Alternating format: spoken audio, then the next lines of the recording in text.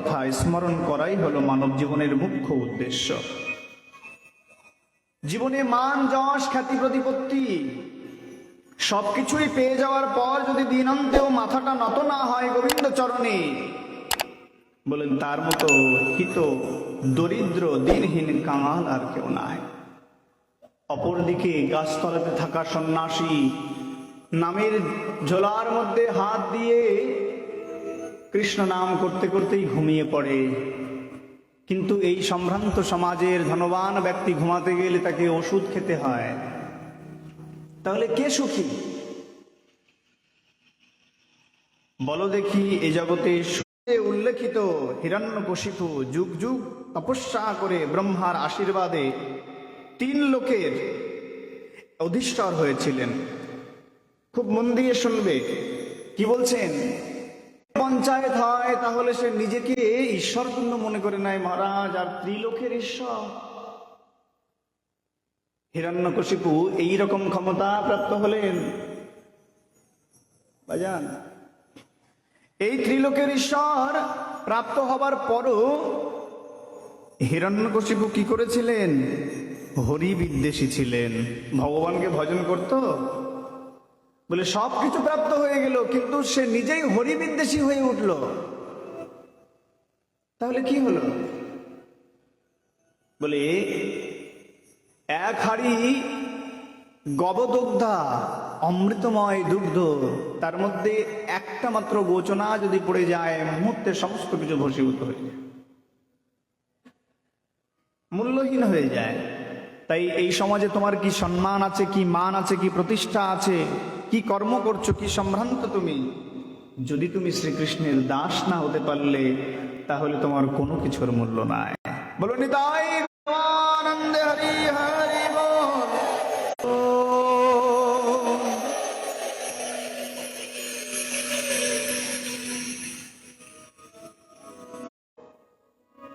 হিরণ্যকশিপু সোনার পালঙ্কে ঘুমাতেন, ঐশ্বর্য প্রতিপন্ন পায় ভরপুর ছিলেন। ত্রিলোকের বাদশা হবার পরও মনে শান্তি ছিল না।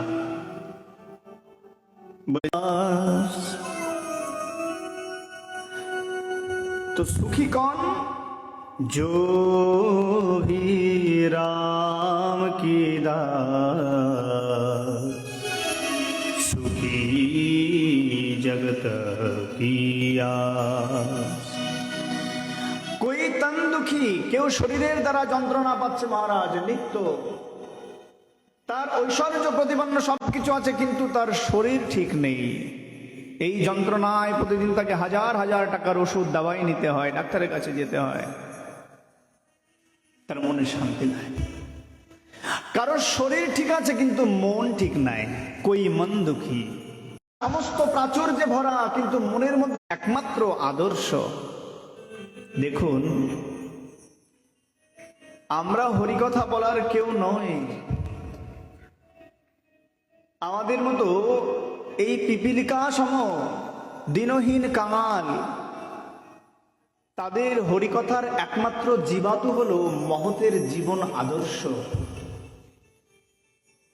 সাধক কোন কথা বলে? সাধক বলে সাধুর জীবনের চরিত্র।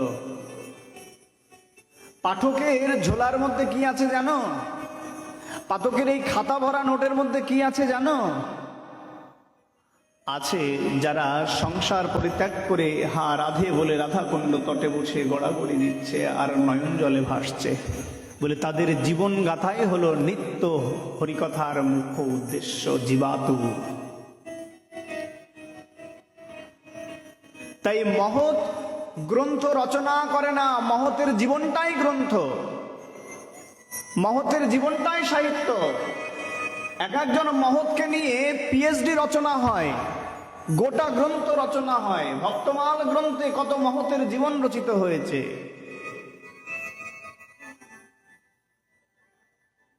বলে এই সংসারে আমি আর আমাকে, এই দুটো শব্দ না ছাড়লে কোনোদিন তুমি গোবিন্দকে জানতে পারবে না। এই যে সাধুরা বারবার বলে ব্রত করো, মন্দিরে চলো, জপ করো, তিলক করো, প্রসাদ পাও, কেন বলে গো? আমরা মনে করি দূর ঝাঁসপেটা বাবাজি দুদিনের জন্য এসছে, এরপরে ফিরে যাবে। কি প্রয়োজন আছে তার কথা শুনে আমার স্ট্যাটাস লস করে? বলে সন্তান যখন ব্যাধি হয়, মা কি করে তার রোগটা নিরাময় করবে তার জন্য বারবার প্রচেষ্টা করে, ওষুধটা নিয়ে খাওয়াবার চেষ্টা করে। সন্তান জানে যে ওষুধটা তেতো, খেতে চায় না, কিন্তু মা ওই ওষুধটা কি করে খাওয়াবে এতই ব্যতিব্যস্ত হয়ে যায়, ওই মিষ্টির মধ্যে দিয়ে ওষুধটাকে ঢেকে দিয়ে সন্তানের মুখে দেয়। ও চিন্তা করে যে আমি মিষ্টি খাচ্ছি, কিন্তু মিষ্টির মধ্যে যে ওষুধটা দেওয়া আছে এটা তখনই কল্যাণ হয় যখন তার উদরে যায়। বলে এই সংসারে বৈদ্যরূপী সাধু তারা আমাদের ঘরে আসে কেন জানো? কল্যাণ করতে।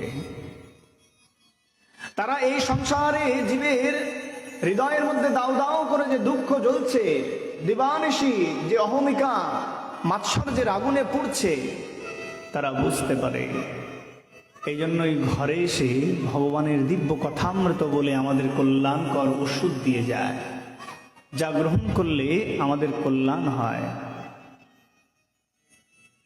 ম্যাজিস্ট্রেট যখন কোর্টে যায়, ডাক্তার যখন হসপিটালে যায়, পুলিশ যখন থানায় যায়, কি পরে যায়? তার পোশাক। উকিল যদি তার পোশাক না পরে তাহলে উকিলকে কেউ সম্মান করবে না। ডাক্তার যদি তার অপারেশন থিয়েটারে অ্যাফ্রন না পড়ে যায় তাহলে রুগী ওই ডাক্তারকে ভগবান মনে করবে না। পুলিশ যদি তার পোশাক না পরে থানায় যায় তাহলে চোর পুলিশকে ভয় পাবে না। বলে তেমনি এই সংসারে তিলক, মালা, ব্রত হলো আমাদের ভূষণ, সাধুদের ভূষণ, আমাদের সনাতনীদের ভূষণ। এই ভক্ত হতে গেলে দুটো জিনিস প্রয়োজন মহারাজ, হৃদয়ে বৈষ্ণবত্ব আর বহিরাঙ্গে পোশাক। বলে এই পোশাক পরার কি প্রয়োজন আছে? হৃদয়ে ভক্তি থাকলেই তো হয়ে যায়। আচ্ছা, আমি ব্যাসাসনে যদি এই ধুতি না পরে, যদি এইরকম বিশুদ্ধ শ্বেত বর্ণ পোশাক না পরে যদি আমি এখানে প্যান্ট, শার্ট, টাই একেবারে ইন করে বাবুর মতো উপরে বসে যাই, আপনাদের কি ভক্তি আসবে? আসবে কি? ভগবানকে যে অপূর্ব রূপের পোশাক পরানো হয়েছে, ভগবানের ওই পোশাকটা খুলে ভগবানকে প্যান্ট পরান তো, আসবে ভগবানের প্রতি সেই ভক্তি? এই জন্য বলছেন বহিরাঙ্গে পোশাকটা প্রয়োজন। এই পোশাক মানে অলংকার। যেমন একটা সধবা নারীর অলংকার হলো তার শাখা সিঁদুর, তেমনি এই সনাতনীদের অলংকার হলো তার কণ্ঠিমালা, তার কপালের তিলক। তুমি লজ্জা করছো, তোমার তিলক পড়তে লজ্জা করে, মুছে তারপরে অফিসে যাও, ব্যবসা করতে যাও, করছো অভিমানের ভয় করছো, সমাজ কি বলবে, সোসাইটি কি বলবে। আচ্ছা, একটা দিন যদি তুমি অনাহারে থাকো, তোমার পাশের বাড়ির লোক খেলে আমার পেটটা ভরবে কিনা? তুমি অনাহারে থাকলে তোমার প্রতিবেশীর পেট ভরে কি? এখনো সময় আছে, এই অলংকারকে জীবনের একমাত্র ভূষণ করে নাও যদি গোবিন্দের কৃপা প্রাপ্ত হতে চাও। এই ভক্তি অঙ্গের সাথে যুক্ত থাকলে তবেই ঈশ্বরের কৃপা করুণা পাওয়া যায়। তাই বললেন এই ভক্তি অঙ্গের সঙ্গে যুক্ত থাকার উপায় কি? সাধু সঙ্গং লভতে কৃপা পরিবিষ্টায়ে। সাধু সঙ্গ শ্রেষ্ঠ হলো গাভী, মনুষ্য লোকের মধ্যে শ্রেষ্ঠ হলো ব্রাহ্মণ, অবতারের মধ্যে শ্রেষ্ঠ হলো ভগবান শ্রীকৃষ্ণ অবতার, বৈষ্ণবদের মধ্যে শ্রেষ্ঠ হলো ভগবান মহাদেব শম্ভু, বৈষ্ণবানাং যথা শম্ভু। তেমনি সকল শাস্ত্রের মধ্যে শ্রেষ্ঠ হলো ভাগবত মহাপুরাণ। এই ভাগবত মহাপুরাণে বলছেন শ্রীল উদ্ধব মহারাজ বলছেন, কেবল হরিকথা তুষ্ট নিশ্চলা। রাখো, হাজার হাজার জন্মের অপরাধী হওয়া সত্ত্বেও একটাবার যদি শ্রী গোবিন্দের মন্দিরে এসে হরিকথাতে বসতে পারে, তার জীবনে অন্যায় অপরাধে ভরা, মাৎসর্য অহমিকা দাম্ভিকতায় ভরা, কিন্তু মা নিয়ে মন্দিরে এসে তুমি যদি একবার বসতে পারো, হরিকথার আসনে যদি একবার এসে এই মঞ্চে বসতে পারো, দেখবে মুহূর্তে তোমার হৃদয়ের সমস্ত দুঃখগুলো দূরীভূত হয়ে হৃদয়টি কমল হয়ে যায়, নির্মল হয়ে যায়। এই হলো ভগবানের কথা শ্রবণের মহিমা।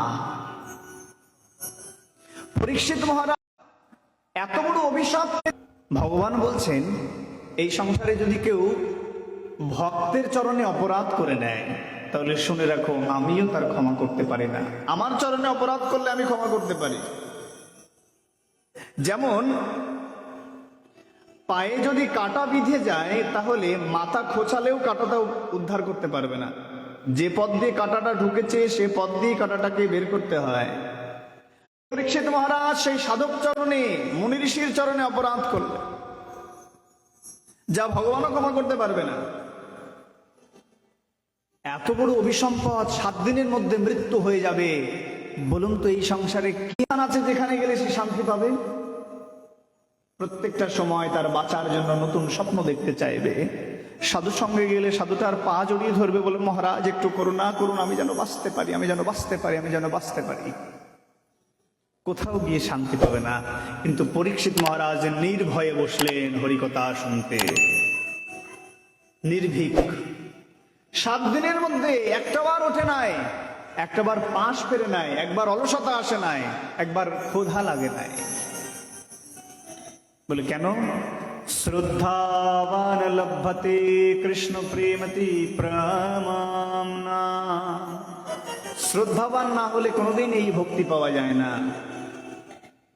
এই জন্য সর্বপ্রথম হলো হরিকথা শুনতে গেলে যা প্রয়োজন তার নাম হলো শ্রদ্ধা।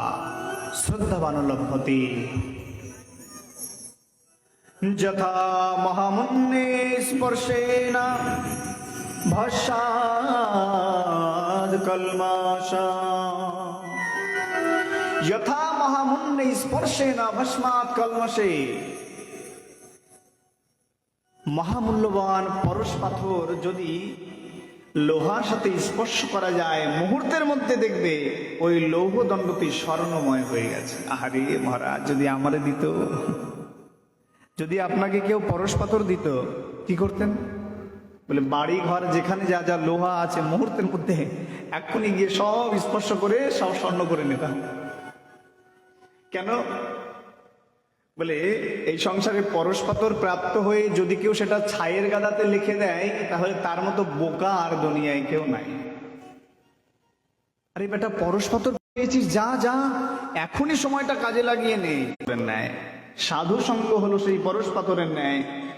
যদি তুমি লোহাও হও, যদি তুমি 1000 জন্মের অপরাধ সঞ্চিত করেও সাধু সঙ্গে এসে একবার বসতে পারো, মহামূল্যবান পরশ পাথরের ন্যায় তোমার হৃদয়টা ভিজে কাদা কাদা হয়ে যাবে। শ্রীরাধে বলছেন তোমার এই জীবনটিও অপূর্বময় হয়ে যাবে। একটা লোকের একটা জমি ছিল, ক্ষেত, যেখানে চাষ করত। তো অনেক দিন হয়ে গেছে সেই জমিতে দেখাশোনা করা হয়নি, জমিতে যাওয়া হয়নি। হঠাৎ একদিন মনে হলো দেখি জমিটার কি অবস্থা, আমি একটু দেখে আসি। সে হাঁটতে হাঁটতে জমির কাছে এসেছে। জমিনের কাছে এসে দেখে, হায় হায়, আমি তো জমিতে জল দেইনি, আমি তো জমিতে জল সিঞ্চন করিনি, কিন্তু আমার জমিটা কেন ভিজলো? আরে মূর্খ, তুমি এতদিন চাষ করেছো জানো না? তুমি জল দাওনি তাতে কি হয়েছে? তোমার সংলগ্ন যে পাশের জমিটি, সেটিতে তো জল দেওয়া হয়েছে। ওই জল এত পরিমাণে হয়ে গেছে যে চুষতে চুষতে তোমার পাশের জমিটাও, সংলগ্ন জমি তো, সেটাও ভিজে কাদা কাদা হয়ে গেছে। বলছে তদ্রূপ তোমার হৃদয়টি যদি প্রেম ভক্তিহীন শুষ্ক মরুভূমির মতন থাকে, নির্দয় ভগবৎ ভক্তির প্রতি চেতনা নাই, কিন্তু যদি একবার এই সাধু সঙ্গে এসে কোনো সাধকের সংলগ্ন হয়ে বসতে পারো, এই হরিকথা শ্রবণের ভক্ত শ্রোতার সাথে যদি নিজেকে মিশিয়ে নিয়ে একটুবার বসতে পারো, ওই সংলগ্ন জমির মতো, তোমার শুষ্ক মরুভূমির মতো হৃদয়টা কখন যে প্রেম ভক্তিতে ভিজে কাদা কাদা হয়ে যাবে তুমি নিজেই বুঝতে পারবে না। বলো নিতাই গৌর প্রেমানন্দে জয় রাধে। বলো নিতাই গৌর জয় জয় শ্রী রাধে শ্যাম জয় জয় শ্রী রাধে।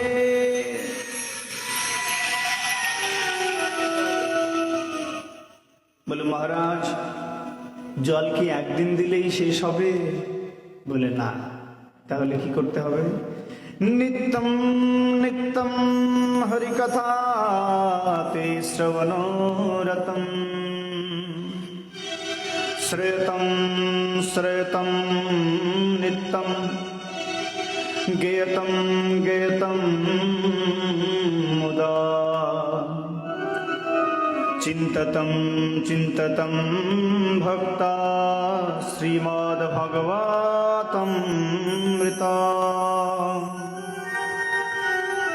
শ্রেতম শ্রেতম নিত্যম গেয়তম গেয়তম মুদা।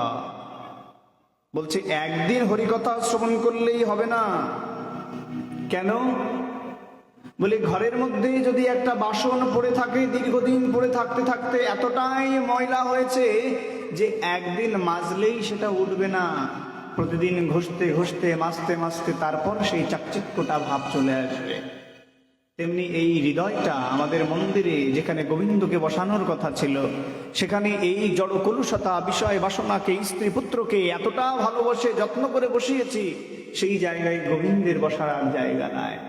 তাই নিত্য এই হরি কথারূপ অমৃত শ্রবণ করে শ্রেতম শ্রেতম নিত্যম, নিত্য সেই গোবিন্দের কথা শ্রবণ করো। গেয়তম গেয়তম মুদা, নৃত্য ভগবানের কথা কীর্তন করো। চিন্ততম চিন্ততম ভক্তা, নিত্য সেই ভগবানের কথা চিন্তা করো। তবে কি হবে? ভগবানের উত্তম রস ও আস্বাদন করতে পারবে। আহা, অপূর্ব তত্ত্ব কথা বলল। এই ভাগবতের কৃপা থেকে প্রাপ্ত হওয়ার জন্য কার কাছে ছুটে যেতে হবে? বলে গুরু বৈষ্ণব সাধু গুরুর নিকটে ছুটে যেতে হবে। সংসর্গহি গুণদোষা ভবন্তি। ভগবান বললেন সঙ্গের প্রভাবেই দোষ গুণ সৃষ্টি হয়, সঙ্গের প্রভাবেই জীব দুষ্ট হয়, আবার সঙ্গের প্রভাবেই জীব সাধু হয়। এই জন্য আমাদের আচার্যপাদ বললেন অসৎ সঙ্গ কুটিনাটি, ছাড়ো অন্য পরিপাটি, না করহ অসত চেষ্টা, লাভ পূজা প্রতিষ্ঠা, সদা চিন্ত গোবিন্দ চরণ, সকল সন্তাপ যাবে, পরম আনন্দ পাবে, প্রেম ভক্তি পরম কারো। যদি তুমি লুকিয়ে লুকিয়েও পরের অনিষ্ট চিন্তা করো তাহলে তোমার মন দুষ্ট হয়। তুমি মন্দিরে শুয়ে আছো কিন্তু প্রতিহিংসায় জ্বলছো, তোমার কল্যাণ হবে না। তাই সঙ্গটা সৎ হতে হবে। সঙ্গ মানে শুধুমাত্র পাশে বসে থাকা ব্যক্তিটার সঙ্গ করলেই হবে না, তোমার হৃদয়ের মধ্যে যে মনুষ্যত্ব রয়েছে তাকে সৎ তৈরি করতে হবে। যে মন রয়েছে মনটাকে সৎ তৈরি করতে হবে। যদি মনকে সৎ তৈরি করা যায় তাহলে তুমি ঘরে বসেই ঈশ্বর সাধনা করতে পারবে। হরি বল। সঙ্গ প্রভাবে কেউ জেল খাটে। এই জন্য কোনো জঙ্গলে যদি একটা চন্দন বৃক্ষের জন্ম হয়, দেখবে গোটা জঙ্গলটা পবিত্র হয়ে যায়। একটা চন্দন গাছ গোটা জঙ্গলকে ঘ্রাণময় সুভাষিত পবিত্রময় করে তোলে। আবার সেই জঙ্গলে যদি একটা বৃক্ষে আগুন লেগে যায়, গোটা জঙ্গল পুড়ে ছাই হয়ে যায়, দাবানল সৃষ্টি হয়ে যায়। তাই সঙ্গ এই সংসারের অতীব গুরুত্বপূর্ণ। কপিল দেব ভগবান তার মাতা দেবহূতিকে বলছেন, এই ভগবান কপিল দেবকে মাতা দেবহূতি নিজে গর্ভে ধারণ করেছিলেন। চিন্তা করো তো, এমন সৌভাগ্যবান মাতা জগতে কে আছে যে ভগবানকে গর্ভে ধারণ করে? সেই মাতা কপিল দেব, দেবতী ভগবান কপিল দেবকে জিজ্ঞেস করছেন, হে পুত্র, এই সংসারে জীবের ভক্তিপথে অধিষ্ঠিতের প্রথম ধাপের নাম কি এবং অন্তিম অধ্যায়ের নাম কি? কপিল দেব ভগবান বললেন, আদৌ শ্রদ্ধা ততঃ সাধু সঙ্গ ভজন ক্রিয়া। প্রথমে হলো শ্রদ্ধা। শ্রদ্ধা না জন্মালে কোনোদিন সাধু সঙ্গের প্রতি ভক্তি আসবে না। তারপরে তো শ্রদ্ধা, প্রত্যেকের জীবনের প্রথম অধ্যায়টি ছিল সাধু সঙ্গ। এই সাধু সঙ্গের প্রভাবেই জীবনে একমাত্র হরিভক্তি প্রেম প্রাপ্ত হওয়া যায়। বলে মহারাজ, প্রেম শ্রীনন্দের নন্দন অভয় চরণার বৃন্দ রে, দুর্লভ মানব জনম শত সঙ্গ, দুর্লভ মানব জনম শত সঙ্গ, তর হয়ে ভব সিন্ধুরে,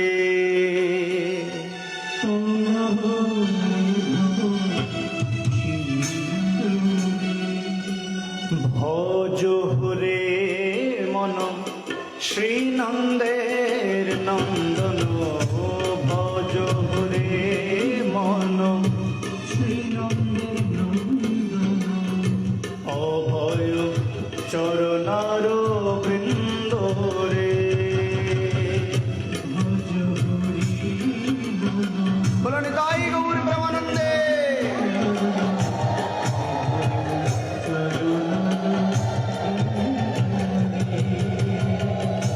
অভয় চরণার বৃন্দ রে, অভয় চরণ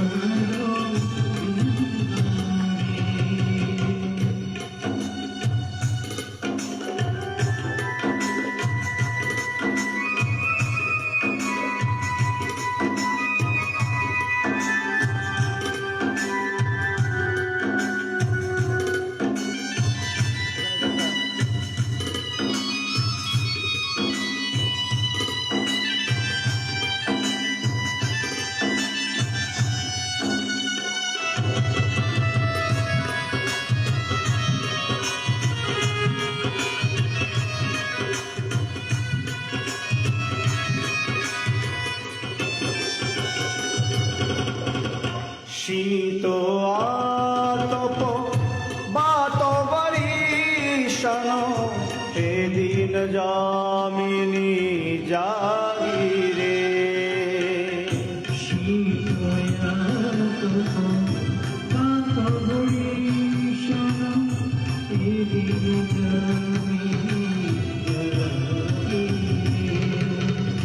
বিফলে সে বিনু কৃপণ গুরুজন,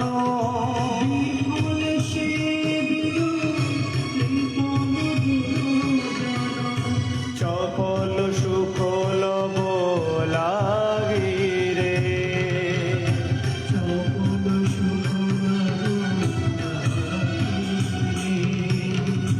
কমল দল জল জীবন টল মল, কমল দল জল কমল দল জল জীবন টল মল,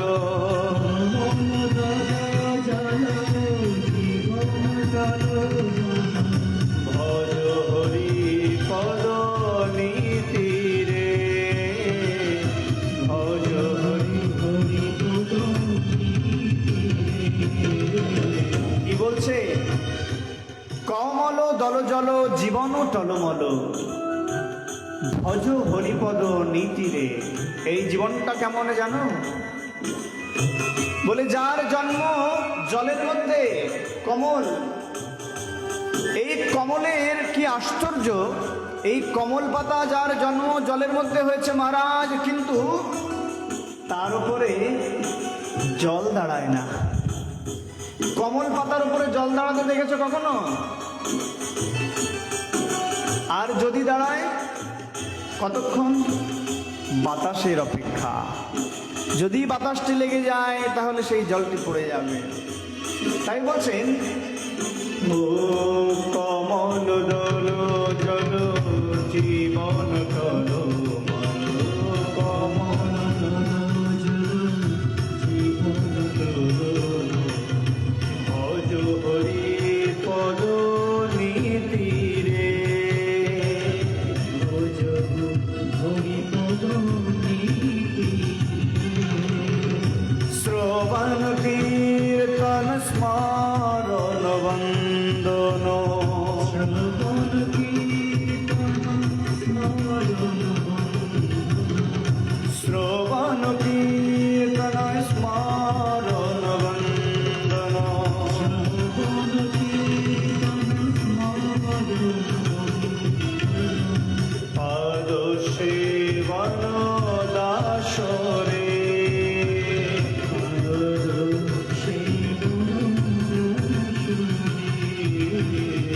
ভজ হরে মন শ্রীনন্দের নন্দন ভজ হরে মন শ্রীনন্দের নন্দন অভয় চরণার বৃন্দ রে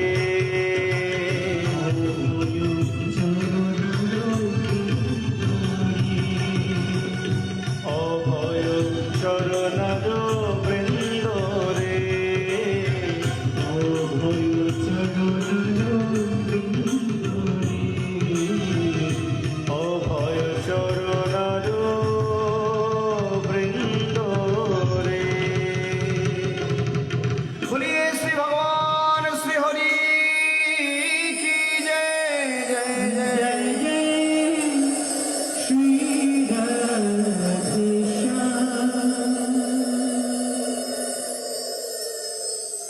এখানেই বলে দিলেন, এই জীবনের সাধুসঙ্গই হলো একমাত্র পন্থা, যে সাধুসঙ্গের দ্বারাই এই ভক্তি জীবনে আমরা অধিষ্ঠিত হয়ে বলে সাধুসঙ্গ প্রাপ্ত হলেন, ভক্তি জীবনে অগ্রসর হলেন, ভক্ত হলেন। সমস্ত জ্ঞান বৈরাগ্য ত্যাগ তিতিক্ষাকে অতিক্রম করে একসময় অপ্রাকৃত ভগবত প্রেম প্রাপ্ত হলেন। বলে তারপরে কি কর্ম? মনে করুন এই সাধুসঙ্গ প্রথম অধ্যায় তো, এটা লাভ করে ক্রমশ উদ্ধর হতে হতে হতে হতে ভগবান পেয়ে গেলেন। বলে তবেই তো মুক্তি। সকলে তো এটাই চায়, যার জন্য 5 প্রকারের মুক্তি বলেছেন। সাযুজ্য সারূপ্য সালোক্য ষষ্ঠী সামীপ্য। সাযুজ্য ভগবানের সমান ঐশ্বর্য প্রাপ্ত হওয়ার, এমনও সাধক আছে যারা সাধনা করেন ভগবানের সমান ঐশ্বর্য প্রাপ্ত হওয়ার জন্য। সারূপ্য ভগবানের সমান রূপ প্রাপ্ত হওয়া। ব্রহ্ম সাধক আছে না, যোগী ঋষি ধ্যানীগণ কেন সাধনা করে? বলে সাধনা অন্তে ভগবানের লোকে বসবাস করতে পারবো। শুনে রাখুন এখানে কি বলছেন। বলেন এই 5 প্রকারের মুক্তিও আমি চাই না। বৈষ্ণব বলছেন এই 5 প্রকারের মুক্তিও চাই না। আরে আরে, তুমি আমাকে ডাকছো, আমি তোমার কাছে এসে বলছি দেখো আমি এসেছি, তুমি আমায় গ্রহণ করো, অথচ আপনি বলছেন ভগবান আমি তোমাকেও চাই না। এই কথা কে বলেছিল? ধ্রুব বলেছিল। ধ্রুবের কথা শুনেছ না? বাল্যকালে পিতার কোলে উঠতে দেয়নি বলে একটু রাগ হয়েছে, ছোট মা হাত ধরে টেনে নামিয়ে দিয়েছে। ছোট মা হাত ধরে টেনে নামিয়ে দিয়েছে, কাঁদতে কাঁদতে মায়ের কাছে গেল, মা মা দেখো না, ছোট মা আমাকে না বাবার কোল থেকে নামিয়ে দিয়েছে। এত বড় স্পর্ধা, তবে রে দেখাচ্ছি মজা, চল আমার সাথে। কোমরের মধ্যে আঁচলটা বেঁধে একেবারে 2 জাতে নিতাই গৌর হরি বল মেয়েরে নাক ফাটিয়ে দিয়েছে। এই করেছিল ধ্রুবর মাতা, কি এটা করেছিল সুনীতি? হরিব, এটা কারা করতো? যদি আমাদের এখনকার মায়েরা হতো। হ্যাঁ, এত বড় কথা, আমার সতীন হইয়া তুই এত বড় কথা কস, আয় তবে রে বাজার থেকে আসুক তারপরে হবে। কিন্তু সুনীতি এটা করেনি। ভারতবর্ষের মাতার আদর্শ দেখুন, এই সনাতনী নারীর আদর্শ। কি করলেন? ধ্রুবকে বললেন, খোকা, তোমার মাতা তো যথার্থই বলেছে। কি বলেছিল? বলে, সাধনা করে আমার গর্ভে জন্মগ্রহণ করবি, তবেই তোর পিতার কোলে ওঠার সৌভাগ্য লাভ করবি। তোমার মাতা যথার্থই বলেছিল, সাধনা না করলে এই সংসারে কিছু পাওয়া যায় না। ছোট্ট ছেলে, সাধনা কি, কিভাবে এই সাধনা করতে হয়, কি পন্থা, কোথায় গেলে আমি এই সাধনা করতে পারবো, কিচ্ছু জানে না। ওই যে মা বলল সাধনা করতে হয়, তাই ছুটে চললেন অজানার পথে। কোথায় গেলে গোবিন্দকে পাবো জানে না, কিন্তু ছুটে চলেছে। সরল ছেলে। ভগবান এই সংসারে সব থেকে যেটা পছন্দ করে তার নাম হলো সরলতা। দেখবে আমাদের মতো জ্ঞানবান পণ্ডিত বিদ্বান, এই দাম্ভিকতায় ভরা শরীর, আমাদের ভক্তিতে ভগবান যতটা প্রসন্ন হয় তার থেকে বেশি প্রসন্ন হয় এক সরল বাচ্চা ছেলের হাতের যদি একটা পুষ্প গোবিন্দ গ্রহণ করে। এই জন্য সরলতাই হলো ভক্তির একমাত্র উপায় ভগবানকে প্রাপ্ত হবার। এই সরলতা মহারাজ একবার চলে গেলে জীবনে আর পাওয়া যায় না। যেমন ওই শিশির ভেজা ভোরের অপূর্ব বিশুদ্ধ পুষ্প কাননে যখন প্রস্ফুটিত হয়, এমন সরল স্নিগ্ধময় বিশুদ্ধ থাকে, আপনা আপনি সুরভে সুভাষিত করে তোলে গোটা দুনিয়া। কেউ ওই কাননের পাশ দিয়ে যাচ্ছে, ফুলের বাগানের পাশ দিয়ে, এমন অপূর্ব গন্ধ আসছে, মনটা না চাইলেও যেন সেদিকে যাচ্ছে। ওই পুষ্পটা যদি এনে গোবিন্দ চরণে দেওয়া হয়, তাহলে চিন্তা করো তো ভগবান কত প্রসন্ন হয়। কিন্তু কিছুক্ষণ পর যখন সকাল শেষে আস্তে আস্তে ওই দিবালোক পরিষ্কার হয়ে সূর্য উদিত হবে, সূর্যের আলোর প্রভা কিরণ তেজময় তার সৌন্দর্যকে বিনষ্ট করবে, পুড়িয়ে পাপড়িগুলোকে শুকিয়ে দেবে, তার সৌন্দর্য, তার গৌরব, তার স্নিগ্ধতা সমস্ত কিছু খর্ব হবে। থাকবে কি সেই গন্ধ? থাকবে সেই সরলতা? থাকবে সেই বিশুদ্ধতা? বলে আমাদের জীবনটা তেমনি। এই জীবনের আগুনে, যৌবনের আগুনে, সংসারের উন্মাদনায়, বিষয়ের আগুনে পুড়ে ছাই হয়ে গেছে, মনটা দুষ্ট হয়ে গেছে। এখন চাইলেও সেই বাল্যকালের সরলতাটা আসে না। আপনি চাইলেও সেই একটা অবশ শিশু যেভাবে ভগবানকে ভালোবাসে, আদো আদো সুরে কৃষ্ণ বলতে পারে, তার মধ্যে যে সরলতা, উৎকণ্ঠা, ভালোবাসা আপনার মধ্যে আছে কি? বলে ধ্রুব এমন সময় হরিভজনে গিয়েছিল। ধ্রুবের মাতা দেখিয়েছিল, বাল্যকালে কৃষ্ণ ভজে কৃষ্ণ পাওয়ার আসে, যৌবন কালে কৃষ্ণ ভজে আসে কি না আসে, আর বৃদ্ধকালে কৃষ্ণ ভজে জমেরও তরাসে। হায় হায়, ঠ্যাং ধরে টাইনে নিয়ে যাইব গা ভগবান, এখনই তোমার ভজন করতে লাগবো। সেই সময় দাঁতগুলো পড়ে যায়, রাম রাম কইতে গিয়া আম নিকলে যায়, হরিবল কইতে গিয়া হরিবল না ফুটবল, তাই করে হরিবল। হ্যাঁ, সেই সময় আর না থাকে কোমরে শক্তি, না থাকে মস্তিষ্কে সেই স্মৃতি, না থাকে ধৈর্য। ওষুধের টোপলাটাই কোমরের মধ্যে গোজা থাকে মহারাজ, দিনে ভাত না খেলে ওষুধ খেতে হয়, শরীরের যন্ত্রণায় ছটফট করে, মনে শান্তি থাকে না। সেই সময় হরিভজন হয় না, ব্যাধি জীবনের শ্রেষ্ঠ সার হয়। এই ব্যাধি জীবনের একমাত্র সার হয়। তাই বলছেন প্রারম্ভ কাল হলো এই বাল্যকাল। ধ্রুব যে সময় হরিভজন করতে গিয়েছিলেন, যদি সেদিন মাতা সুনীতি ধ্রুবকে ভগবান ভজনের পথটা দেখিয়ে না দিতেন, তাহলে আজ মনে হয় সে ধ্রুব হতো না। এই জন্য একজন জননী পারে তার সন্তানকে ভগবত ভজনের পথ দেখাতে, একজন জননী পারে দেবতা তৈরি করতে। এই জন্য জননীর উদরকে বলা হয়েছে রত্নগর্ভা, জননীর উদরকে দেবালয় বলা হয়েছে। যার জন্য আজও পর্যন্ত জননীর ওই ভূমিষ্ঠ ওই ধাত্রীগতিকে প্রণাম করা হয়। স্বর্গের থেকেও শ্রেষ্ঠ জননীর জন্মভূমি। যেই জননী যে ভূমিতে জন্মগ্রহণ করেছে সেই ভূমি পর্যন্ত পবিত্র মহারাজ। বলে এই সনাতন ধর্মের মাতা। তাই শুনুন, সন্তান হয়েছে বলেই যে সন্তানকে নিয়ে স্বপ্ন দেখতে দেখতে দেখতে দেখতে গোবিন্দকেই ভুলিয়ে দেবেন, এটা আদর্শ নয়। যে সন্তান, আপনি তো আশ্রয় মাত্র, আপনাকে আশ্রয় করে, আপনার গর্ভটা শুধুমাত্র আশ্রয়, এটি গর্ভটাকে আশ্রয় করে সন্তান ভূমিষ্ঠ হয়েছে, এটা মাধ্যম, আপনি তার মা নন। আরে মহারাজ কি তা কইতাছেন, আমি তার মা না। তার ব্লাডটাকে ভালো করে দেখুন তো, এখন আমার রক্ত রয়েছে তার মধ্যে, আপনি বলছেন আমি তার মা না। তমেব মাতা তমেব পিতা তমেব বন্ধু সখাশ্চ তমেব। হে প্রভু, এই সংসারে একমাত্র মাতা যদি থাকো তুমি, একমাত্র এই সংসারের যদি পিতা থাকো তাহলে তুমি, একমাত্র বন্ধু যদি থাকো তাহলে তুমি। এই সংসারে যাকে আজ মা পেয়েছো, আগামী জন্মে সে তোমার মা হবে না। গত জন্মে যে মা ছিল, এই জন্মে সে মা হতে পারেনি, কিন্তু এই আত্মা জন্ম জন্মান্তর ধরে ঘুরছে, লক্ষ লক্ষ বছর ধরে ঘুরছে। কখনো কুকুরের শরীর, কখনো চণ্ডালের শরীর, কখনো শুকুরের শরীর, কখনো কৃমিকীট, কখনো মৎস্য, এমনি ভাবে হাজার হাজার জন্ম পরিক্রমা করতে করতে আজ এই মনুষ্য দেহ প্রাপ্ত হয়েছে। মানুষের পোশাক, মানুষের পোশাকটি প্রাপ্ত হবার পর তুমি যাকে ভজন করতে এসেছিলে, যে কারণে মানুষের পোশাকটি পেয়েছো, সেই ভগবানকে ভুলে গেলে।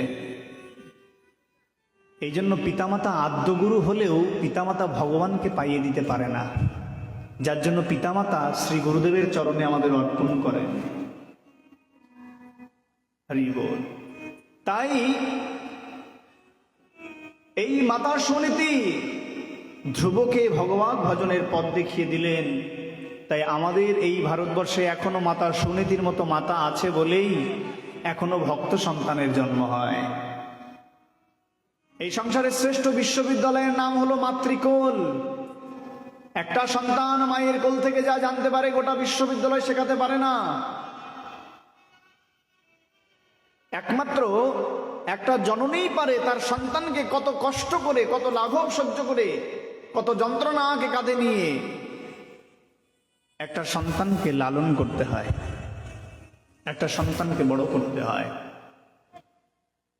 কিন্তু মহারাজ, মহাভারতে ভগবান সে কথা বলে দিলেন।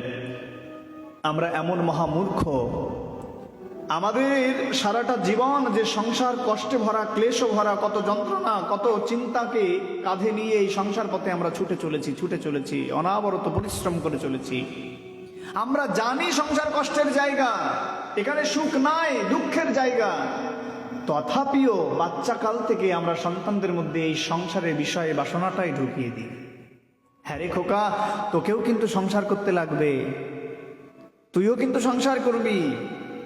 আমি যেমন কষ্ট করেছি, তুই যেন এরকম কষ্ট না করিস, তুই যেন একটু সুখে সংসার করতে পারিস, তার জন্য সম্পদ সঞ্চয় করে রেখে যায়। কিন্তু এই পিতামাতা যদি একটু বুদ্ধিমান হয়, এই সংসারের সব থেকে কষ্টের জায়গার নাম কি বলুন তো? নরক। নরক সব থেকে যন্ত্রণার জায়গা না, কষ্টের জায়গা, অভিশপ্ত জায়গা তো। কিন্তু শাস্ত্র বলছে না, তার থেকেও অভিশপ্ত কষ্টের জায়গা কোনটা জানো?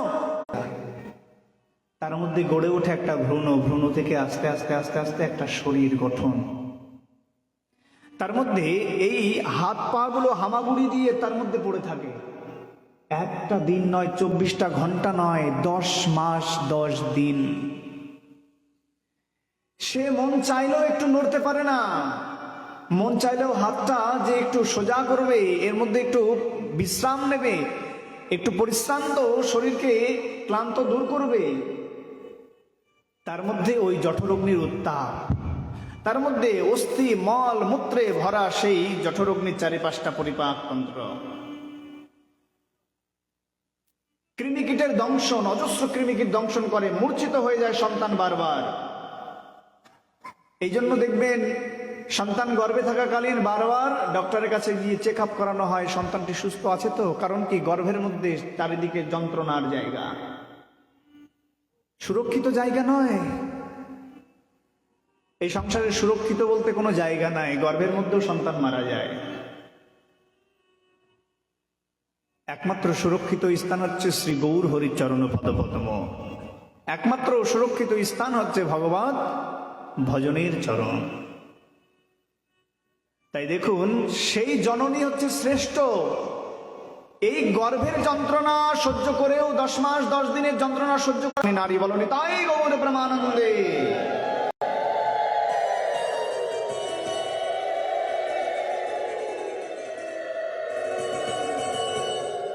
এই প্রহ্লাদ যখন ভগবানকে পেয়েছিল, এই ধ্রুব যখন ভগবানকে পেয়েছিল, হনুমান যখন ভগবানকে পেয়েছিল, ধ্রুবের সামনে এমন সাধনা করতে শুরু করেছেন ধ্রুব। যেতে যেতে রাস্তায় নারদের সাথে দেখা, নারদ চিন্তা করলেন দেখি গোসাই কতটা পেকেছে, এত অল্প বয়সে হরিভজন করতে যাচ্ছে, দেখি একটু টোকা দিয়ে দেখি। যখন ভক্তিপথে কেউ আসে না দেখবে দেখাবে, কেউ মাৎসর্য প্রলোভন দেখাবে, কেউ মন্দির দেবে, বিরাট মন্দিরে দায়িত্ব দিয়ে দিলাম, না এবার সামলাও। সাধক উন্মুক্ত হতে চায়, সাধক একান্ত হতে চায়। একান্ত না হলে হরিভজন হয় না, একা হয়ে যেতে হবে। হচ্ছে কিনা আজকের সমাজে বলুন? গুরুদেব মন্দির করে গেল, শিষ্যরা যে বিয়ে করে নাই এই অশান্তির ভয়ে, সন্তানেরা মারামারি করবে, কিন্তু শিষ্যদেরকে মন্দির দিল, সেই মন্দির নিয়ে এখন মারামারি চলছে। হরি বল। এই জন্য সাধক পুরুষ উন্মুক্ত হতে চায়, একান্ত হতে চায়। কোনো দায়িত্ব তাকে যেন সীমাবদ্ধ না করতে পারে। ভগবানকে ভালোবাসতে গেলে শুধু তার হয়ে যা, শুধু একান্ত হয়ে যাও, গোবিন্দের হয়ে যাও। এই সংসারে যত যত যত সম্পর্ক তৈরি করবে, যত যত সম্বন্ধ তৈরি করবে, সমস্ত সম্বন্ধই দুঃখের কারণ হবে। আজ পর্যন্ত এই সংসারে কেউ সুখী হতে পারেনি কোনো সম্বন্ধ থেকে। এই সংসারে সেই হচ্ছে বোকা যে চিন্তা করে আমি সকলকে খুশি করতে পারবো, যে সবাইকে খুশি করতে চায়, সে সব থেকে বেশি ঠকে যায়। কারণ আপনি একা মানুষ, সবাইকে কখনোই খুশি করতে পারবেন না। বউকে খুশি করবেন তো মাও খুশি হয়ে যাবে, মাকে খুশি করবেন তো পিতাও খুশি হয়ে যাবে। আর এই সংসারের সেই হচ্ছে বোকা যে মনে করে সবাই আমাকে বোঝে, সবাই আমাকে বুঝবে। কেউ আপনায় বুঝবে না। আপনি অর্থ আনতে পারলে স্ত্রী সন্তুষ্ট, না আনতে পারলে আপনাকে ওই ভাতের দুমুঠোর থালা দিয়ে মুখটা এমন ভাব করবে মনে হবে যে এর থেকে ঘর থেকে বেরিয়ে যায়। আপনি যদি স্ত্রী পুত্রকে খাবারটা এনে দিতে পারেন, মহারাজ কোথা থেকে আনবেন একবারও জিজ্ঞেস করবে না, চুরি করেছেন না ডাকাতি করেছেন জিজ্ঞেস করবে না। তোমার দায়িত্ব ভরণ পোষণ দেওয়া, তুমি দেবে। মা বৃদ্ধ হয়েছে, তাকে দেখাশোনার দায়িত্ব সন্তানের, কি করে করবে এটা জানবে না। এই জন্যই তো অজামিল উপাখ্যানে এই গল্পটি লেখা। তাকে বেঁধে বলছে যা ঘরে গিয়ে জিজ্ঞেস করে আয় তো তুই যে দস্যুবৃত্তি ডাকাতি করিস, তোর এই ডাকাতির ফল তোর ঘরের কেউ নেবে কিনা। মাকে গিয়ে জিজ্ঞেস করলেন, মা আমি তো ডাকাতি করে পয়সা নিয়ে আসি, আমার এই অপরাধের ফল তুমি নেবে তো? বলে হ্যাঁ রে খোকা, আমি যখন তোকে মানুষ করেছি যেভাবে তোকে অন্ন দিয়েছি, এখন আমি বৃদ্ধ হয়েছি, কোথা থেকে তুই অর্থ নিয়ে আসবি আমি দেখতে যাব না। পিতাও একই কথা বললেন, স্ত্রী পুত্র সবাই একই কথা বললেন। নিজের ভুল বুঝতে পারলেন, হায় হায় হে ভগবান, যাদের জন্য তোমাকে ভুলে গেলাম আজ তারাই আমার কেউ জীবনের সাথী হলো না। এর থেকে মূর্খতা আমি জগতে কিছু নাই, সব মিথ্যে সম্বন্ধ। বলেন না না মহারাজ আপনি ভুল বলছেন, সবাই আমাদেরকে ভালোবাসে। যখন বিয়ে হয়েছিল কি বলেছিল? যদি দম হৃদয়ম মম তদস্ত হৃদয়ম তব। তোমার হৃদয়টি আমার হলো আর আমার হৃদয়টি তোমার হলো। শুধু তাই নয়, জীবন মরণের সঙ্গী হলাম। প্রথম দিন মিথ্যা কথা বলে, একদম সব থেকে বড় মিথ্যা কথা প্রথম দিনই বলে নিল। কি মিথ্যা কথা? প্রথম দিন কি বলে? জীবন মরণের সঙ্গে হলাম। জীবনের সঙ্গে হয়, মরণের সঙ্গে কি হয়? আপনি মরে যান তো আপনার বউটাকে বলবে যে আমার যখন পড়াবে তুমি আমার সাথে একসাথে পড়বে। স্ত্রী তোমাকে শেষ বিদায়টা কোথা থেকে জানাবে? ওই দরজার চৌকাঠ, তার ওপারে আর তার অধিকার নেই যাওয়ার। ওখান থেকেই হাতছানি দিয়ে চিরবিদায়টা জানিয়ে দিল। পুত্রগণ বাবার মুখে আগুন দিয়ে শেষবার পিছু ফিরে তাকালো, বাবা পুড়ে ছাই হচ্ছে, আদয়ের শরীরখানা, কত স্বাদের দেহখানা, কত আবেগ স্মৃতি বিজড়িত। হায় হায়, সমস্ত পুড়ে এক মুঠো ছাই হয়ে গেল।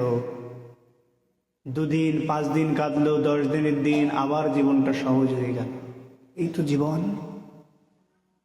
এমনি ভাবে ছুটে চলেছে হাজার হাজার সম্বন্ধ, হাজার হাজার সম্পর্ক মহারাজ, কিন্তু জীবনে পারমার্থিক কল্যাণের জন্য কেউ চিন্তিত নয়।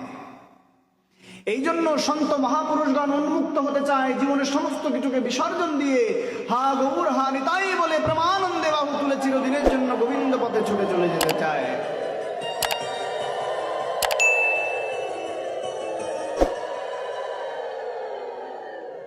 এই উন্মুক্ততায় স্বাদ আছে, একা হয়ে যাওয়ার মধ্যে আনন্দ আছে। কেউ যদি একা থাকতে শিখে যায়, কেউ তাকে সংসারে দুঃখ দিতে পারে না। আপনি যত সম্বন্ধ করাবেন, আপনার মন চাইবে সে থাকলে মনে হয় আজ ভালো হতো, সে থাকলে আমাকে মনে হয় আনন্দ দিত। মহারাজ, এই সংসারে যে গোবিন্দকে ভুলে গেছে না, গোবিন্দও বড় স্বার্থপর। গোবিন্দও বলে, তুই আমাকে ভুলে গেছিস তো, এই সংসারে কোনো সম্পর্ক তোকে আনন্দ দিতে পারবে না। তাই ভালোবাসা স্বার্থপর হয়ে যায় যদি ভালোবাসা গোবিন্দ চরণে না দেওয়া হয়। এই সংসারে এমন কোনো ভালোবাসা নাই মানুষকে শান্তি দিতে পেরেছে, সুখ দিতে পেরেছে, আনন্দ দিতে পেরেছে। কিছু মুহূর্তের জন্য তার সুখকর জীবনটাকে আনন্দিত করে দেয় মহারাজ। এই জন্য বলছেন সংসারটা সমুদ্রময়, সমুদ্রে বিশাল হুঙ্কার গর্জন দিয়ে এই ঢেউটা ছুটে আসছে, ছুটে আসছে, ছুটে আসছে। চিন্তা করছে এই ঢেউটাই মনে হয় শেষ, আর মনে হয় আসবে না। কিন্তু সমুদ্রের ঢেউ কি কখনো থামে? তাই বলছেন এই জীবনটা হলো সমুদ্রের মধ্যে, যেখানে সুখ আর দুঃখ প্রতিনিয়ত আমাদের দুঃখ দিয়ে চলেছে, ভাসিয়ে চলেছে, জীবনের উথাল পাতাল করে চলেছে জীবনটাকে। 2 মিনিটের জন্য হাসি, তো 10 মিনিটের জন্য কাঁদি। এই তো জীবন। তাই বলল সেই হলো বুদ্ধিমান, যে সুখ দুঃখের দ্বন্দ্ব থেকে মুক্ত হয়ে ওই সমুদ্রের মধ্যে স্নান করে উঠে আসতে পারে। ওই তরঙ্গের ভয় করে না। তাই সংসার সুখ দুঃখের জায়গা, এখানে সুখ দুঃখ আসবে যাবে থাকবে, কিন্তু সুখ দুঃখের কথা চিন্তা না করে যে গোবিন্দ চরণে গিয়ে নিজেকে আত্মসমর্পণ করে দেয়, তার মতো বুদ্ধিমান জগতে কেউ নাই। এই জন্য ছুটে যায় যে দিন অন্তে সুখ খোঁজার জন্য সাধুর চরণে, ত্যাগীর চরণে, যে সুখ পেয়েছে, শান্তি পেয়েছে। তার জন্যই ধ্রুবকে পথ দেখিয়ে দিলেন মাতা সুনীতি। শুধু তাই নয়, এই ধ্রুব যখন ভগবানকে পেয়ে গেলেন, শুনে নিন এই সাধুসঙ্গের তত্ত্ব কথা। ধ্রুব যখন ভগবানকে প্রাপ্ত হলেন, কখন? এমন কৃচ্ছ সাধন করছেন, এমন কঠোর সাধনা করেছেন। প্রথমে ধ্যানস্থ হলেন, ধ্যানস্থ হতে হতে হতে হতে নিদ্রা পরিত্যাগ করলেন, নিদ্রা পরিত্যাগ করে আহার পরিত্যাগ করলেন, আহার পরিত্যাগ করে ফল পরিত্যাগ করলেন, জল পরিত্যাগ করলেন, জল পরিত্যাগ করলেন, এবার বায়ু ভক্ষণ করে বেঁচে আছেন। গোটা পৃথিবী ধন্যিত, প্রকম্পিত হতে চলেছে। দেখতে দেখতে ধ্রুব মহারাজ নিজের কণ্ঠের মধ্যে শরীরটাকে লুকিয়ে নিলেন, সমস্ত শ্বাস প্রশ্বাসগুলি রুদ্ধ করে দিলেন, বলে এবার বায়ু পরিত্যাগ করবে। কতক্ষণ ভগবান দেখা দেবে না। যখনই বায়ু পরিত্যাগ করে দিয়েছেন, আর বায়ু নিচ্ছেন না, সাক্ষাৎ দেবলোক প্রকম্পিত হয়ে কাঁপতে শুরু করেছে, ভগবানের বৈকুণ্ঠ টলে গেল। সকলে ছুটে এসছে, হে প্রভু আপনি এক্ষুনি রক্ষা করুন, গোটা ধরণী জগৎ ধ্বংস হয়ে যাবে। কেন কেন? বলে আপনার ছোট্ট ভক্ত ধ্রুব গিয়ে দেখুন, তার শ্বাস রুদ্ধ করে ফেলেছে। আপনার ভজন করতে করতে যদি আপনি দর্শন না দেন, তাহলে ধ্রুব প্রাণ বিসর্জন দিয়ে দেবে। ভগবান থাকতে পারলেন না, ছুটে আসলেন, ধ্রুব ধ্রুব কোথায় তুমি? দেখে সেই ছোট্ট ভক্ত পাহাড়ের চূড়ার উপর বসে ভজন করছে। ও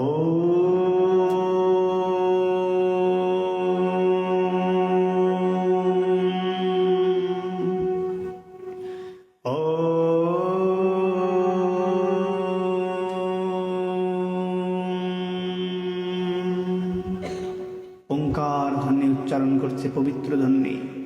চোখটা বন্ধ, শ্বাসটা রুদ্ধ।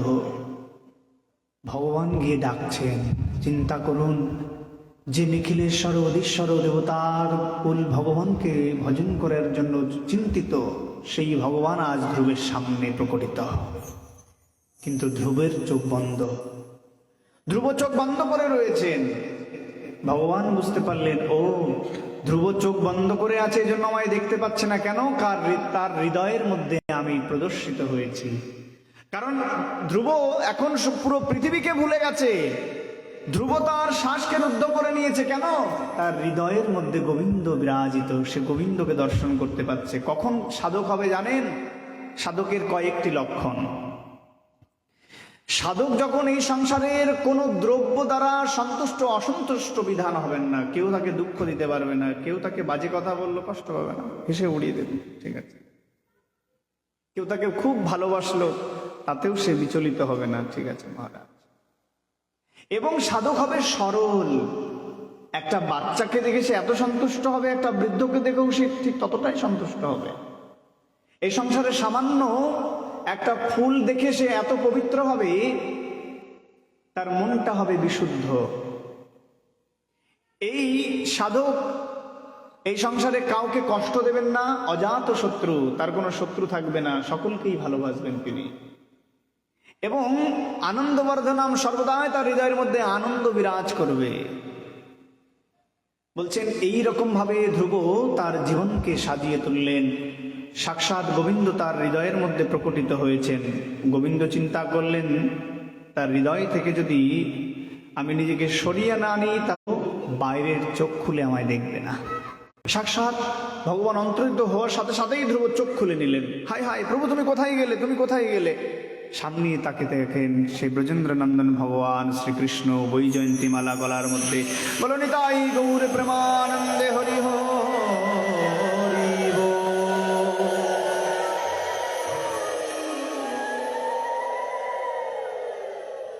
এই ধ্রুবকে ভগবান বললেন, বলো তুমি কি চাও? ধ্রুব বলছে, প্রভু এসেছিলাম কাঁচ কুড়াতে, কিন্তু হিরে পাবো বুঝতে পারিনি। ধ্রুব কেন ঘর ছেড়েছিল? বাবার কোলে ওঠার জন্য, রাজ্যতে বসার জন্য, তাই তো? কিন্তু সে যে সাক্ষাৎ গোবিন্দকে পেয়ে যাবে এটা তো বুঝতে পারেনি। ধ্রুব সাক্ষাৎ গোবিন্দকে প্রাপ্ত হয়ে আনন্দে আপ্লুত হয়েছেন। তুমি রাজত্ব পাবে, গোটা রাজত্ব তোমার হয়ে যাবে, তুমি ঘরে ফিরে যাও ধ্রুব। ধ্রুব বললেন, প্রভু গো, তোমার চরণ থেকে আমায় বঞ্চিত করো না। যদি কিছু দিতে চাও তাহলে এই সংসারে একটাই দ্রব্য দাও, তা হলো সাধু সঙ্গ। এই হলো সাধু সঙ্গের মূল তত্ত্ব। জীবনে প্রথম অঙ্গ ছিল কি? সাধু সঙ্গ। দ্বিতীয় কি হলো? সাধু সঙ্গটাই চেয়ে নিল। ভগবানকে পাওয়ার পরও সাধু সঙ্গ চাইতে হয়, এটাই হলো তার নিদর্শন। হনুমান যখন রামচন্দ্রকে প্রাপ্ত হয়েছিলেন, এই রামায়ণের অন্তিম কালে যখন সবাই বৈকুণ্ঠ লোকে যাচ্ছেন, দিব্য রথ পাঠিয়েছেন, হনুমানের জন্য রথ পাঠিয়েছেন। হনুমানকে বলছে, হনুমান তুমি যাবে না? হনুমান বলছে, প্রভু আমায় ক্ষমা করবে, আমি যাব না। বৈকুণ্ঠ রথ নিয়ে এসছে, সাক্ষাৎ সেই বৈকুণ্ঠ অধিপতি পাঠিয়েছেন। পুষ্পবৃষ্টিতে প্লাবিত হচ্ছে, হনুমান কেঁদে কেঁদে বলছে, আমি যাব না। কেন যাবে না? তোমার প্রভু রামচন্দ্রের দর্শন পাবে তুমি সেখানে।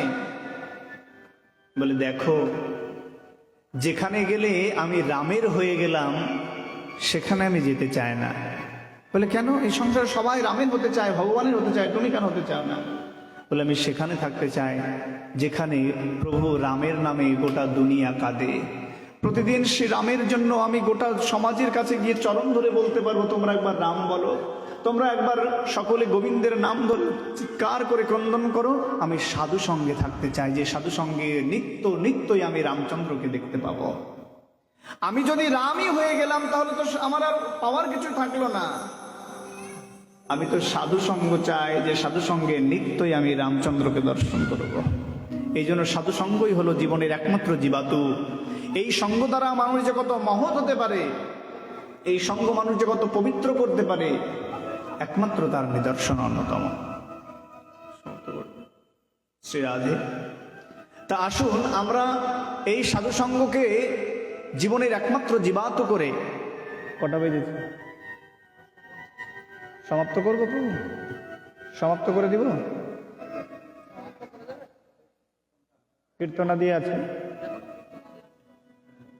11টা শ্রীরাজি। আপনারা শুনবেন না সমাপ্ত করব? হরি বল। তাহলে সবাই একবার উচ্চস্বরে বলো, নিতাই গৌর প্রেমানন্দে হরি হরি বল।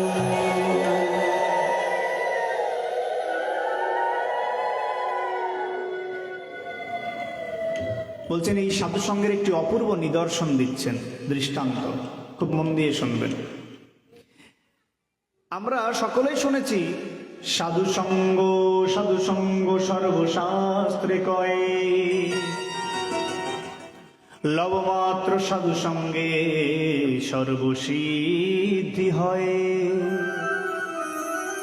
সাধু সঙ্গ সর্বশাস্ত্রে কয়, প্রত্যেকটা শাস্ত্রই সমস্যারে এই সাধু সঙ্গের কীর্তন করে চলেছে মহারাজ।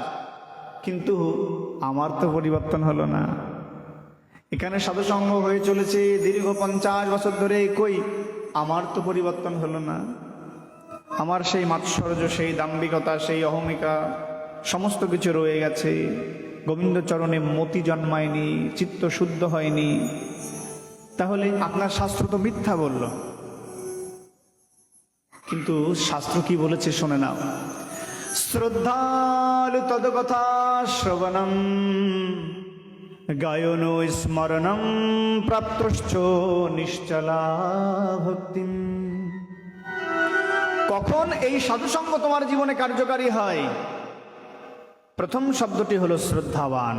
যখন সাধুসঙ্গে আসবে, মনটাকে একেবারে আঁচলের মধ্যে করে গিট দিয়ে বেঁধে নিয়ে আসবে, কেন পালিয়ে যেতে যেন না পারে। এই সংসারের সব থেকে চঞ্চলতম বস্তুর নাম কি? মন। मन ही चंचल चंचल ध्रुवम मानति मानाइति चंचल धीपतम। এই সংসারে মন হলো সব থেকে চঞ্চল বস্তু।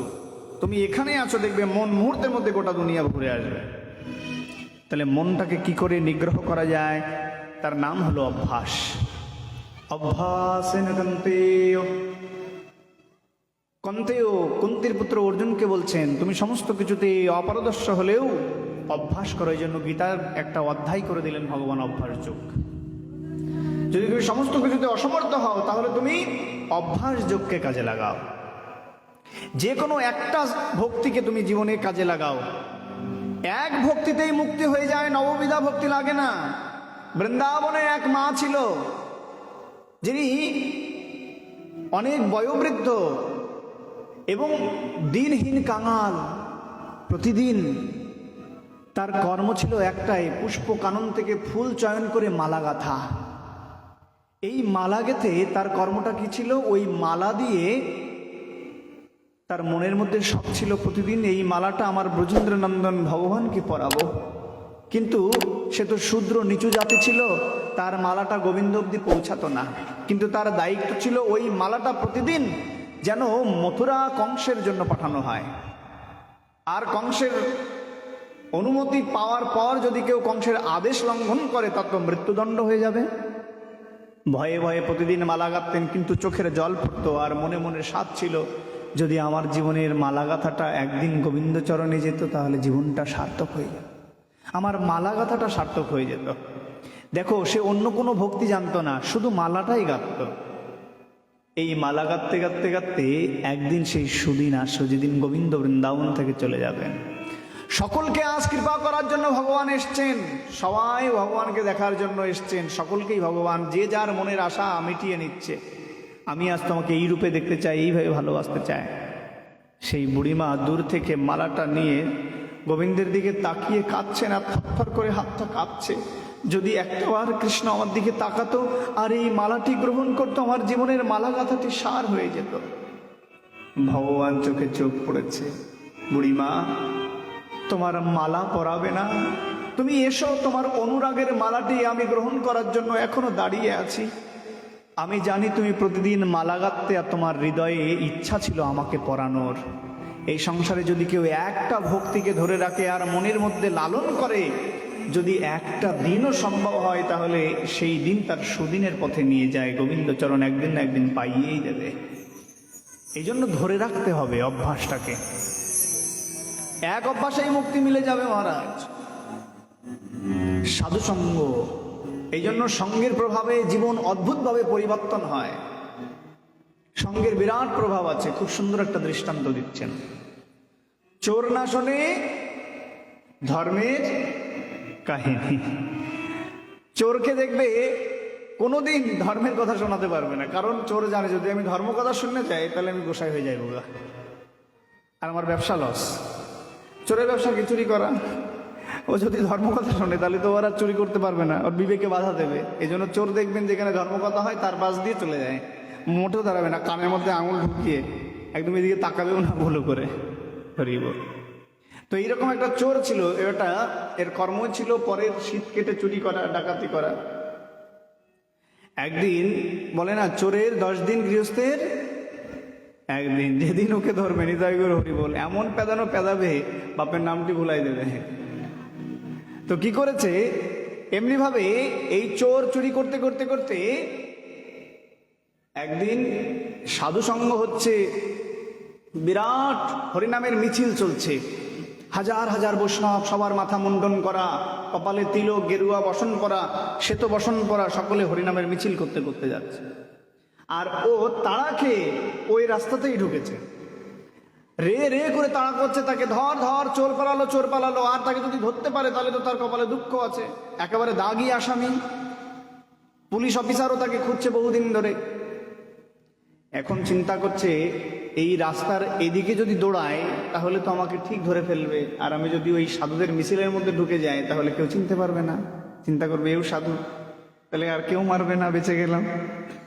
ও নিজে বাঁচার জন্য, জীবনকে রক্ষা করার জন্য ওই সাধুর মিছিলের মধ্যে ঢুকে গেছে। কিন্তু আশ্চর্যের বিষয়, চোরের পোশাক কেমন হয়? কালো, আর কি চোখ এত বড় বড় হয়, একেবারে যমরাজের মতো দেখতে। চোরকে কি সুন্দর দেখতে হয়? চোরকে কেমন দেখতে হয়? চোরকে চোরের মতোই দেখতে হয়। তো এইরকম ও যখন ওই মিছিলের মধ্যে ঢুকে গেছে, দেখছে চারিদিকে একেবারে শাপলা ফুল ফুটে আছে, মানে কি নেড়া মাথা, চারিদিকে সব টাক মাথা, কোথাও একটা চুল নাই, শুধু ওর মাথার মধ্যে একমাত্র চুল। চিন্তা করছে, আমি যদি মাথাটা উঁচু করি তাহলে আমার ধরে ফেলবে, দূর থেকে চুল দেখা যাবে। আর কি করছে, সবাই হাত তুলে নৃত্য করছে। আমি যদি হাতটা নিচু করে রাখি তাহলে বুঝে ফেলবে যে আমি এদের দলের কেউ নই। তাহলে কি করতে হবে, হাতটা 2 হাত উঁচু করতে হবে। আর সবাই হরে কৃষ্ণ মহামন্ত্র জপ করছে, হরে কৃষ্ণ কৃষ্ণ কৃষ্ণ হরে হরে, হরে রাম রাম রাম হরে হরে। আসুন আমরা সকলে একটু সুরে সুরে কৃষ্ণ নাম করি।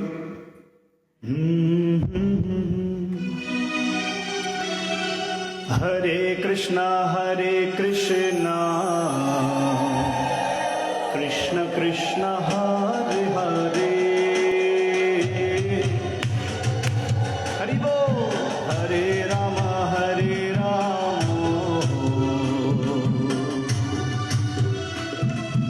রাম রাম হরে হরে। সবাই একসাথে হরে কৃষ্ণ, 2 হাত তুলে করতালি।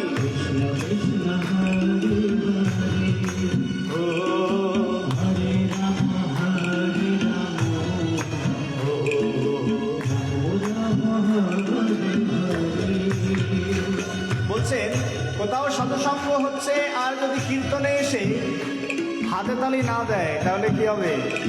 বলে কলা গাছ হয়ে যাবে, কোনো মূল্য নেই। সবাই 2 হাত তুলে একসাথে, ও হরে কৃষ্ণ কৃষ্ণ কৃষ্ণ হরে হরে, হরে রাম রাম রাম হরে হরে। 2 হাত তুলে এইরকম, হাত না তুললে কিন্তু রাতে স্বপ্ন দেখাবে ভূতে। হরি বল,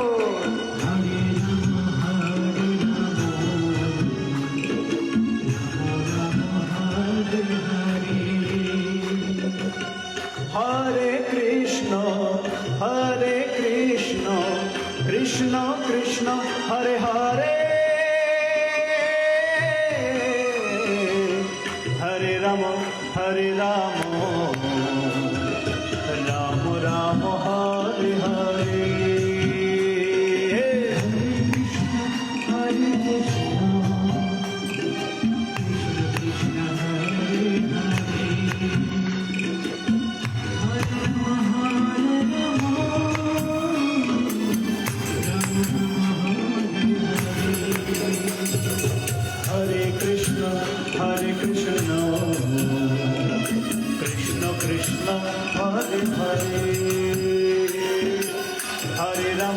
হরে রাম,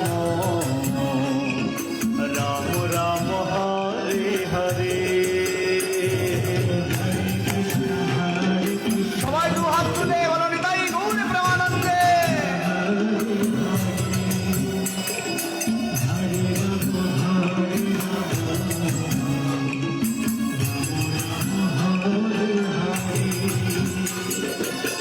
হরে কৃষ্ণ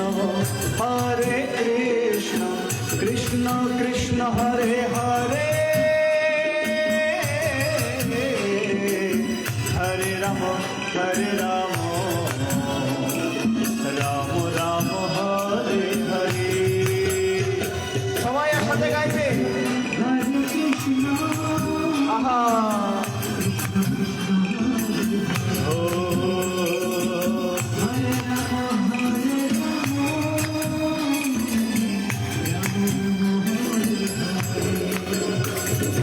হরে কৃষ্ণ কৃষ্ণ কৃষ্ণ হরে হরে, হরে রাম রাম রাম হরে হরে।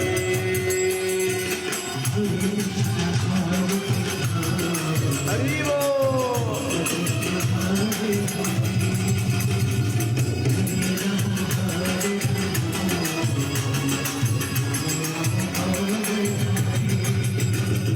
হরে কৃষ্ণ কৃষ্ণ কৃষ্ণ হরে হরে, হরে রাম রাম রাম হরে হরে। হরে কৃষ্ণ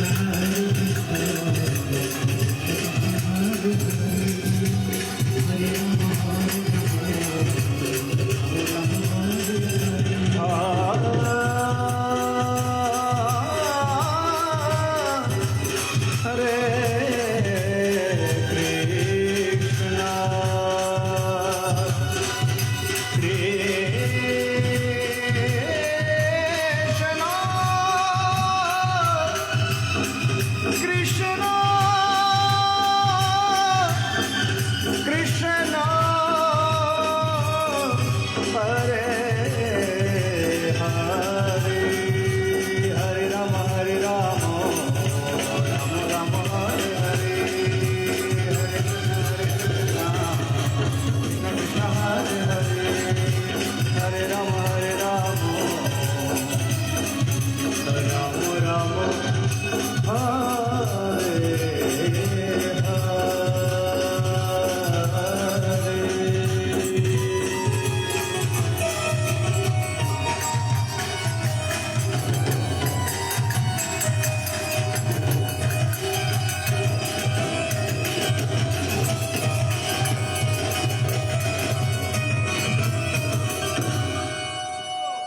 बोलिए श्री हरिनाम संकीर्तन की जय, जय जय श्री राधेश्याम।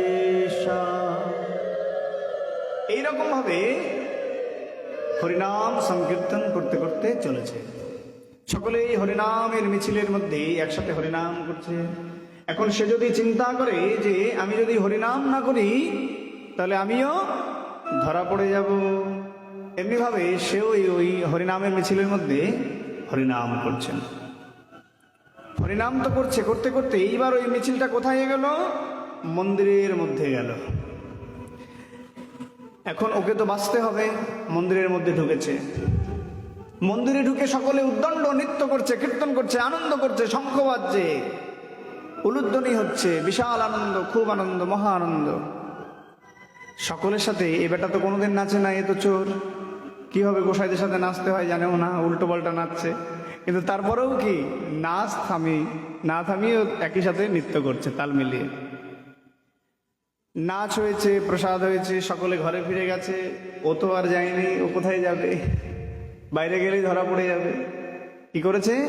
ওই মন্দিরের এক কোণার মধ্যে বসে আছে। এখন প্রায় সন্ধ্যা লেগে গেছে। হ্যাঁ রে, সকলেই ফিরে গেছে, তুই এখনো যাসনি যে? মহারাজ, সত্যি কথা বলতে আমি সাধু হবার জন্য এসেছি। তো চিন্তা করছে এক সপ্তাহ যেভাবেই হোক আমাকে এখানে লুকিয়ে থাকতে হবে, কি করে থাকবো? যদি বলতে পারি যে আমি সাধু হব, তাহলে মন্দিরে রেখে দেবে। ও বাহ, তোর তো খুব মতি হয়েছে, এই 1 ঘন্টার মধ্যে সাধু সঙ্গ করে তোর এইরকম ভাব উদয় হয়েছে। বাস্তবিক ওর মনের মধ্যে তো নিজেকে বাঁচানোর চেষ্টা।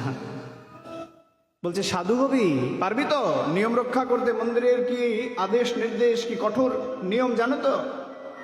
বলছে যা যা বলবেন আমি সব সব করে নেব। আর ওর জন্য একেবারে থানাতে কিন্তু অনেকগুলো কেস জমা হয়েছে। এবার যদি ধরা পড়ে যায় তাহলে একেবারে 14 শিখের চিরদিনের জন্য। চিন্তা করছেন, মন্দিরে থাকলে তো আর সমস্যা কিসের, খাওয়া দাওয়া ফ্রি, আর একেবারে থাকার জন্য আরাম সুব্যবস্থা কি নাই এখানে? না হয় 2 দিন এখানেই থেকে যায়। এখন মন্দিরের কঠোর নিয়ম, প্রথমে কি করতে হবে? নেড়া মাথা হতে হবে। কার সেরেছে? বাপমা মরে নাই এখনই নেড়া মাথা? জানি যে বাপমা মরে গেলে তবে কিনা মাথা মুন্ডন করতে হয়। আমার তো বাপমা মরে নাই, এখনই মাথা মুন্ডন করতে হবে। যদি মন্দিরে থাকতে হয় এটা মানতেই হবে। একেবারে নেড়া মাথা করে দিয়েছে। নিতাই গৌর হরি বল। নিজেকে দেখে ভয় পাচ্ছে, হায় হায় আমি কি ছিলাম আর কি হয়ে গেলাম। স্টাইলিস্ট যারা চুলের খুব স্টাইল দেখবে তাকে তো যদি একবার জোর করে ধরে টাক করিয়ে দেওয়া হয়, ও যে কত কষ্ট পাবে। ও 7 দিন মনে হয় কারোর সামনে যাবে না। ওর একবারে ধরে মাথা মুন্ডন করে নেড়া করে দিয়েছে।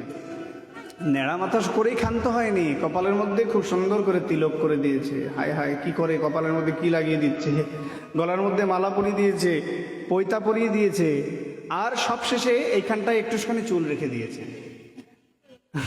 ওইটার নাম কি? চৈতন্য শিখা।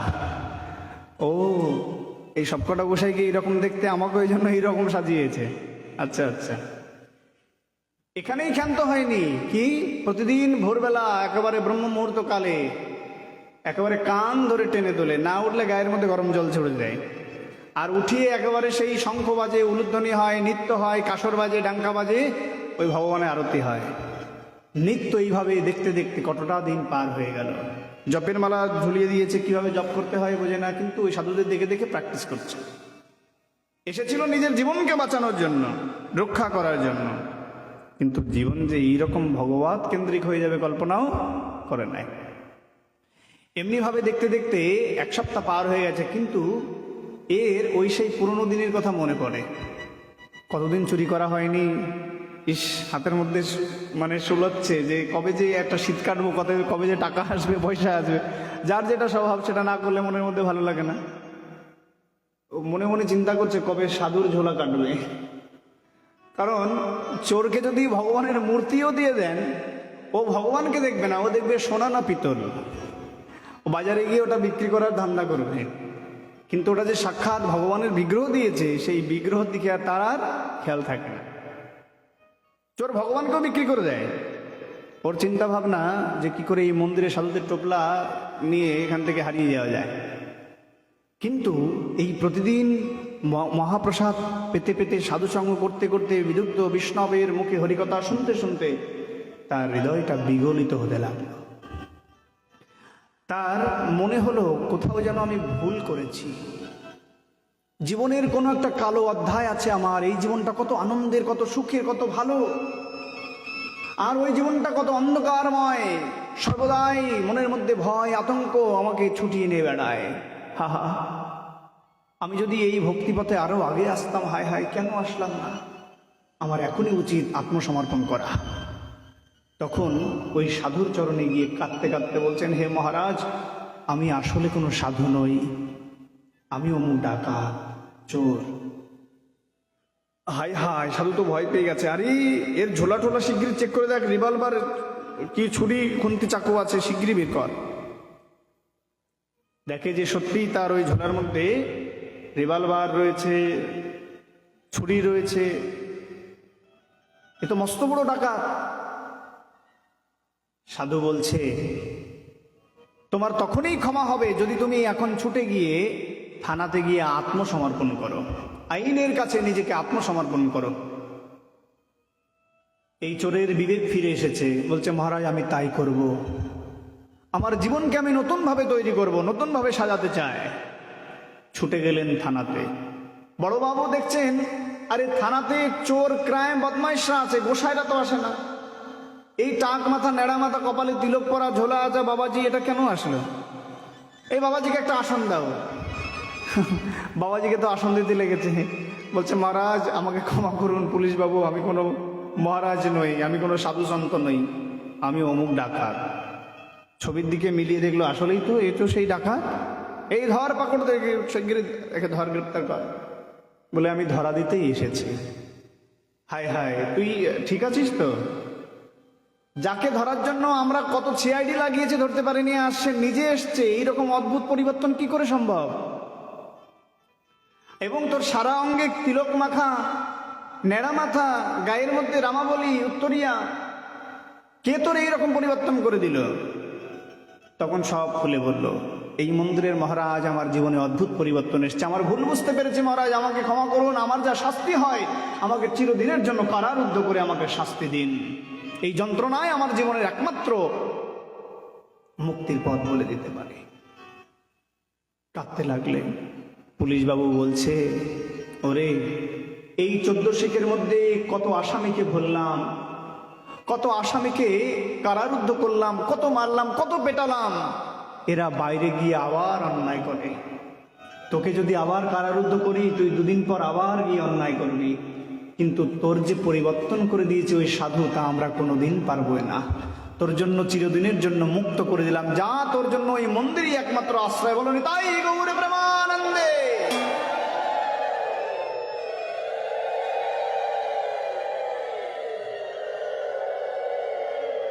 বলে, যা সাধু পারে তা পুলিশেও পারে না, যা ধর্ম পারে তা আইনেও পারে না।